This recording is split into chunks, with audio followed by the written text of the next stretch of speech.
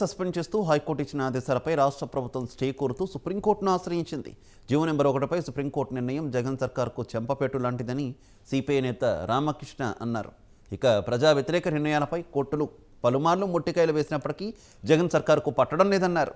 ఇప్పటికైనా అప్రజాస్వామిక జీవో 1ను తక్షణమే బేషరతుగా ఉపసంహరించుకోవాలని డిమాండ్ చేశారు. విద్యార్థి యువజనులు ప్రత్యేక హోదా సాధన కోసం చేపట్టిన బస్సు యాత్రకు 4 రోజుల్లో అనుమతి ఇవ్వాలని డీజీపీని హైకోర్టు ఆదేశించిందని మరోసారి గుర్తు చేశారు.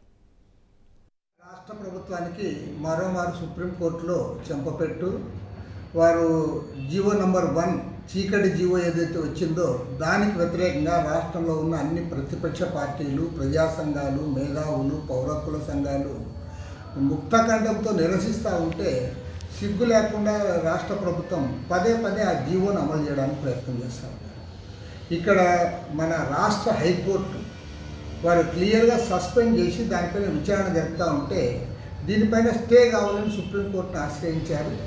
కోట్లాది రూపాయలు ఖర్చు పెట్టి ఇవాళ ప్రభుత్వం ఈరోజు కోర్టును కూడా దుర్వినియోగం చేసే పరిస్థితుల్లోకి వచ్చింది.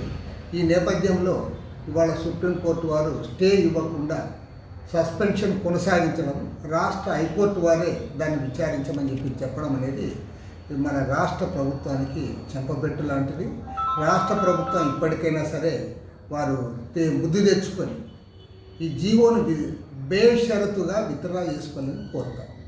ఎందుకంటే నిన్న కూడా విద్యార్థి యువజన సంఘాల వారు రాష్ట్రానికి ప్రత్యేక హోదా విభజన హామీల అమలు కొరకు హిందూపురం నుంచి ఇచ్చాపురం వరకు బస్సు యాత్ర చేస్తే దానికి కూడా అభ్యంతరాలు కల్పించారు.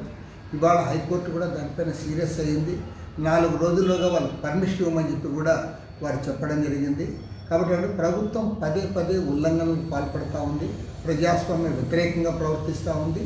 ఇప్పటికైనా సరే బుద్ధి తెచ్చుకొని జీవో నంబర్ 1ని బేషరతుగా విత్డ్రా చేసుకొని పరువు కాపాడుకోవాలని చెప్పి